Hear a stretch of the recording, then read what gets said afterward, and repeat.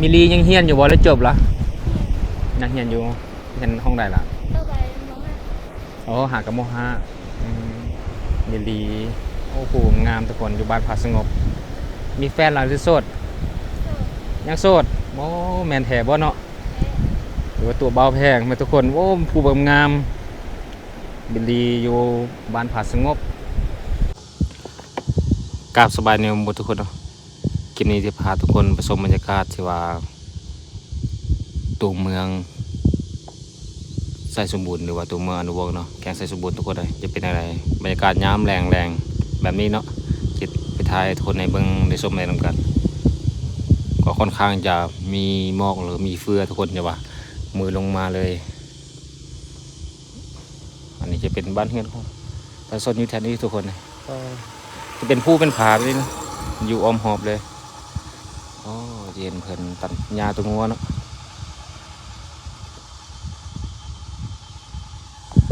จะพาทุกคนนำไปชมบรรยากาศไปนำกันเลยในการยำแรงจะเป็นยังไง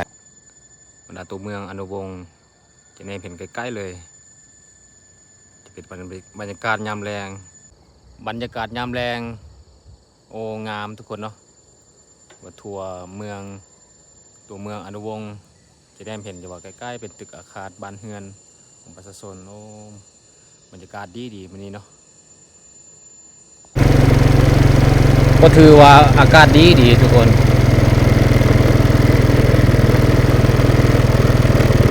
อากาศดีอยู่เนาะค่อนข้างจะมีลมพัดมาแห้งหลายเพราะไซสมบูรณ์ก็ค่อนข้างจะมีลมอาจจะมีฝนพัดมาอีก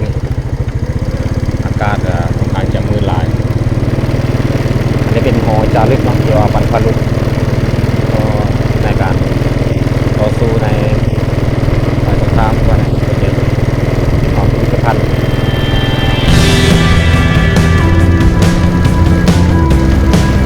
โอ้บรรยากาศแบบนี้สวยงามมาก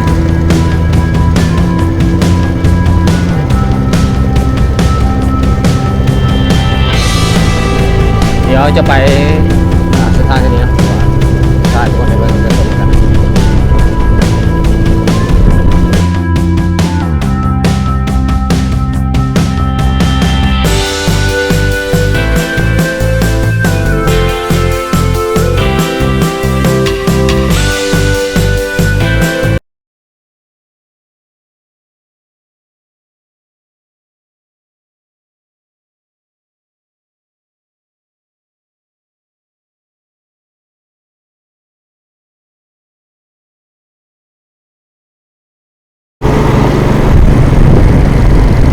ปลายบนทางไปล่องแจ้งบ้านเอา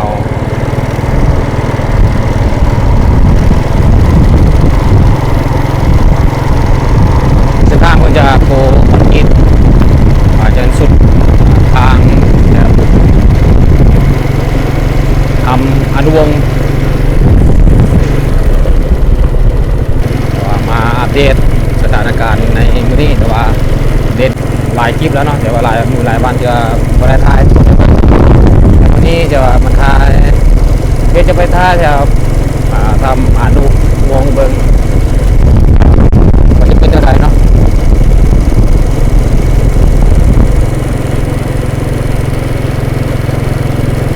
โอ้อากาศดีอยู่แต่ว่ามีลมพัดมาอาจจะแห้งพอมีลมมีฝนตลอดใส่สมบูรณ์แต่ตอนแรกถือว่ามันหยุดแล้ว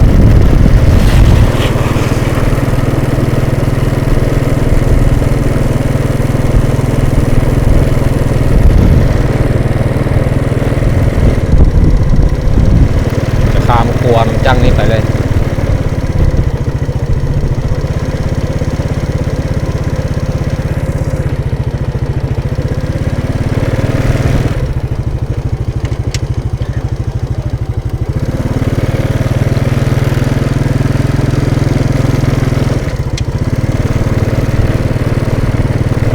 แม่น้ำก็ค่อนข้างจะคุ้นเพราะว่าฝนตกในย่านี้ฝนตกตอนเนื่องเลย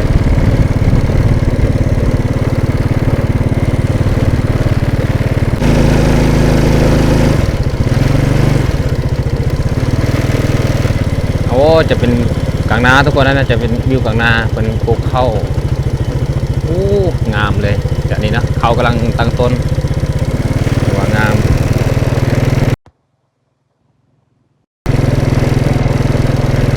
ที่เป็นผาแบบนี้เป็นผู้เป็นผาแบบนี้ใส่สมบูรณ์ผาสูงเลยต้นเข้ากันเริ่มเขียวงาม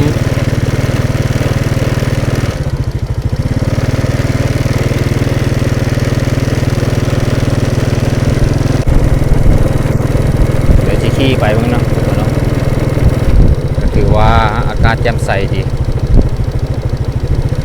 อากาศสดใสซื้อขนาดเลยจะเป็นบรรยากาศ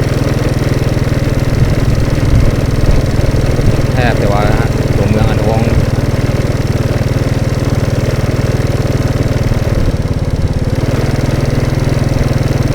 โอ้เยี่ยมผู้สาวทุกคนของเป็นไทยฮูคันนี้เนาะ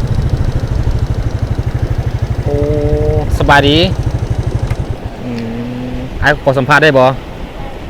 โอ้ทุกคนโอ้เจอผู้สาวคนงามผู้สาวมุ้งแต่ว่าเป็นไทยฮูแถวนี้ซึ่งอย่างนี้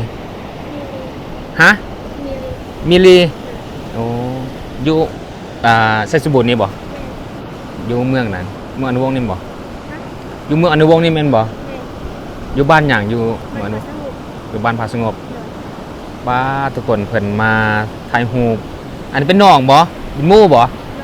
น้องน้องกำลังผู้งามเนาะโอ้งามคือเอื้อยเลยทุกคนเพิ่นจะมาถ่ายรูปกับธรรมศาสตร์แบบนี้เป็นผู้เป็นผาอายุได้จักปีละ15 ปีโอ้เพิ่นอยู่ผาสงบทุกคนเลยผู้งามเนาะที่ว่าบ่าวแพงมาถ่ายไปถ่ายคลิป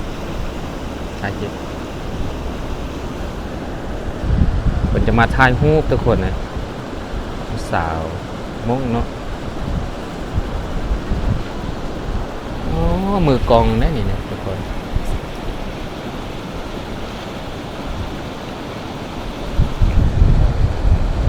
ว่าผู้งามได้15 ปีอยู่บ้านผาสงบอยู่แขกไซสบูรณ์ทุกคนอันจะเป็นสาวมงเนาะที่ว่าบ่าวแพงมาถ่ายแล้วก็บังเอิญแล้วก็มาสัมภาษณ์เพิ่นบ่เป็นหยังนะอายหยังเอ้าผู้งามได้นี่เนาะใหญ่มาผู้งามได้นี่เป็นน้อง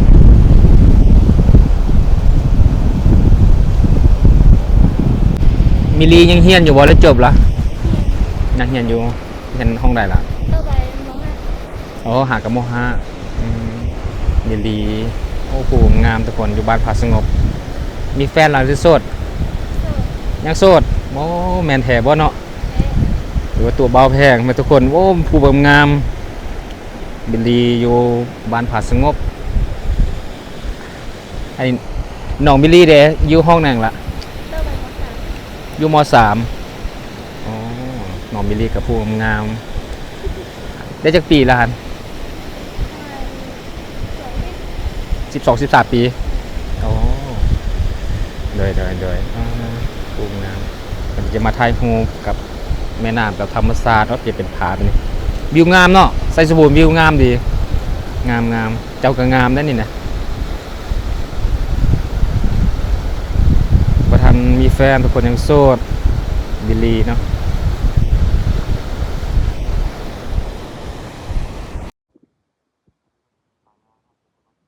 ทางที่ว่าไปสู่เบียร์ไมนิ่งจะเป็นเส้นทางคร่าวๆนิดหน่อยจะอยู่เนี่ยมันเห็นไกลๆเนาะ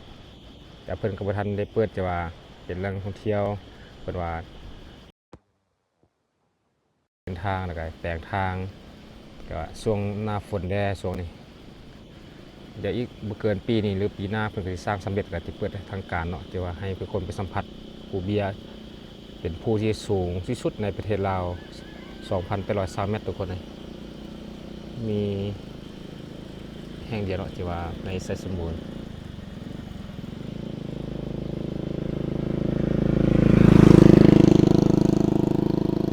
เดี๋ยวจะไปเบื้องแถวบรรยากาศแถวถ้ำอนุวงศ์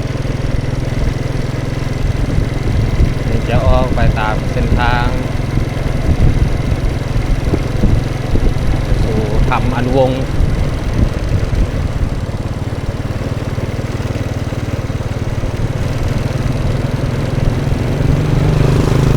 จะถ่ายบรรยากาศเนาะที่ว่ารอบ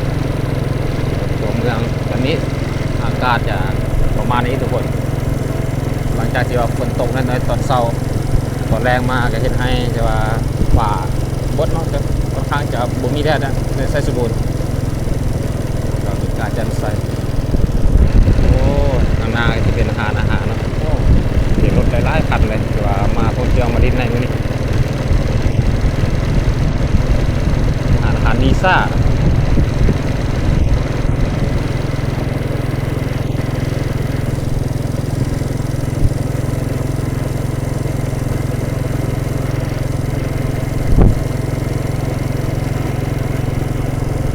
เส้นทางตัวนี้ก็ไปทางที่ว่าลงแจ้งก็ได้ไปคือกันเนาะเดี๋ยวออกไปลงแจ้งน่าจะอ้อมแต่ว่าเส้นทางจะค่อนข้างจะงอก่อนแต่เส้นทางจะค่อนข้างจะลำบากเส้นทางตัวนี้เนาะ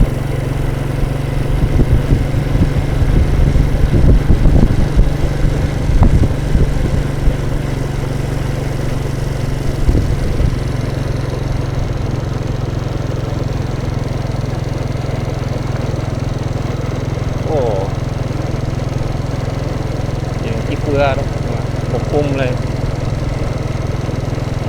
เป็นยอดผา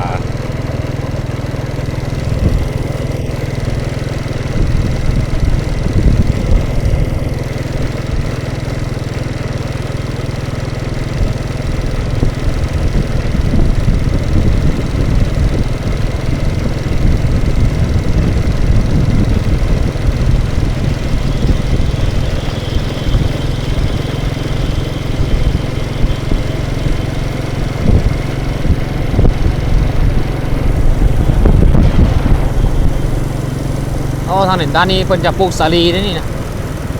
ปลูกสาลีหัวงามขนาดเลย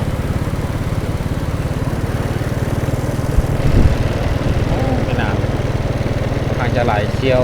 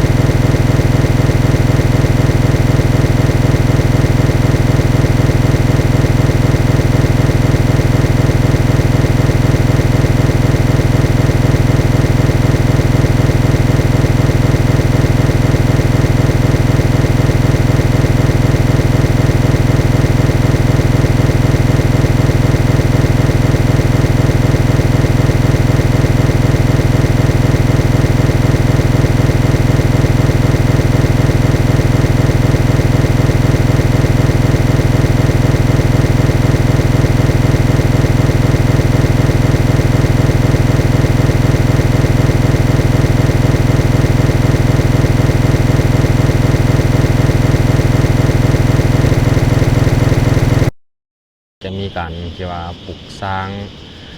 ถวายผ้าป่าเนาะสามที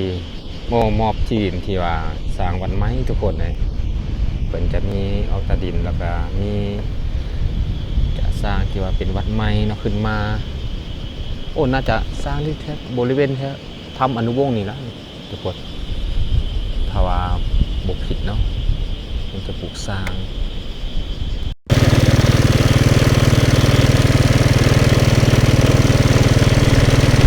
จะมี6 ปันเนาะต่อมาแล้วก็ตัวสร้างในบริเวณที่ว่าเขาทำ นาอามาตย์ที่ว่าเป็นผู้ปั้นเนาะจะเป็นทหารอาคลักษ์องคลักษ์ทุกคนเนี่ยจะเป็นทหารองคลักษ์เนาะที่ว่าเป็นปั้นเขาทำเจ้าอนุ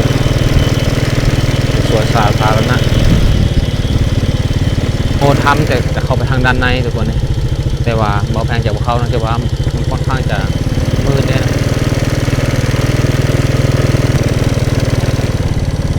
เห็ดสาวๆเนี่ยมันก็มานั่งลิ้นเนาะ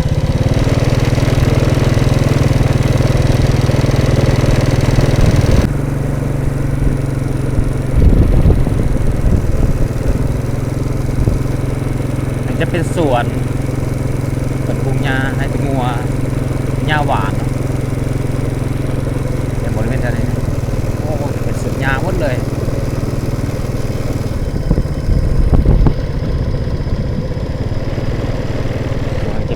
หาดอาหารหาดอาหารจะยินได้บรรยากาศดีแต่ทำเล่นดีนะ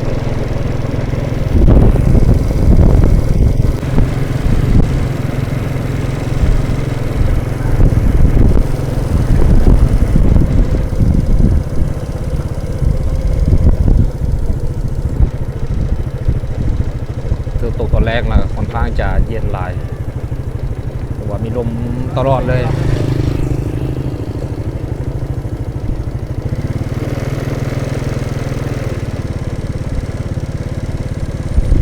แต่แคบคูแต่เมื่อไหร่มาใจกลางเมืองอนุวงศ์ในไซสบูรณ์ค่อนข้างจะพุ่นเนาะในมื้อนี้ตัวเมืองอนุวงศ์เป็นผู้แล้วก็เป็นป่าอ้อมหอบที่บ่าวแพงไปท้ายเนาะจะได้คนได้เบิ้งจะเป็นช่วงบรรยากาศหนึ่งที่ว่าโอ้อากาศดีหลายในเมืองอนุวงศ์ในมื้อนี้เนาะในอากาศแจ่มใส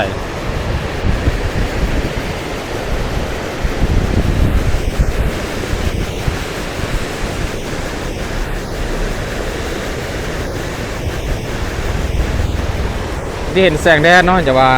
ก่อนค่ำยามแรงเห็นแสงแดดอ่อน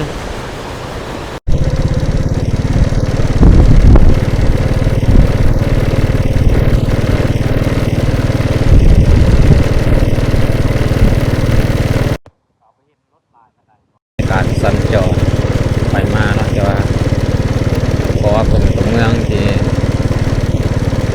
จะบุญใหญ่กันใดแต่ว่าบ้านเมืองอาคารเนาะคือว่าค่อนข้างจะเป็นพื้นโตหลาย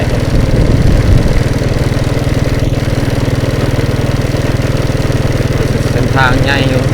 เส้นทางสะดวกสบายทุกคนจะในตัวเมือง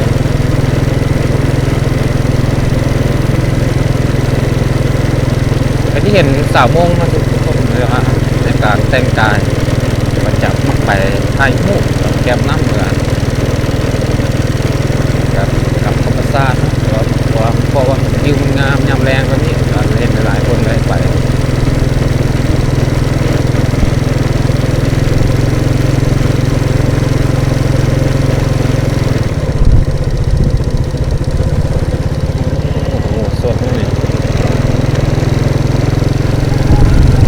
งามเนาะทุกคนแต่ว่าเท่าไหร่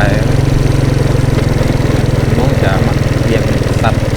เป็นให้สวนเก็บงัวกล้วยกับพวงมาได้เนาะตอนนี้ก็ไปสู่เส้นทางแต่ว่าหลักเลยเทศบาลตัวเมือง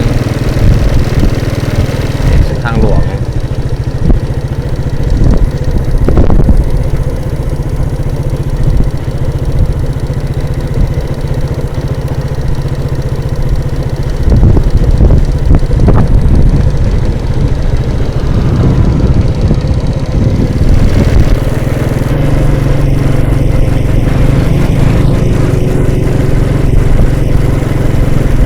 จะเป็นบ้านเรือนของชนเผ่าฮงหลาย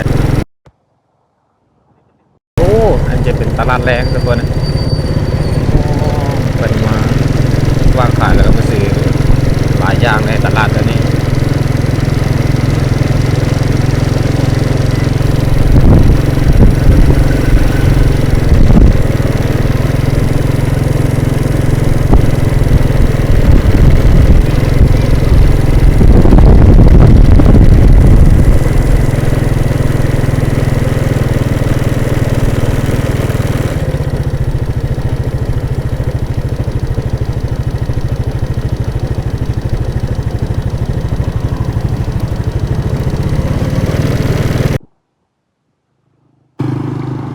ก็จะเป็นบรรยากาศเนาะที่เบาแพงไทยในมื้อนี้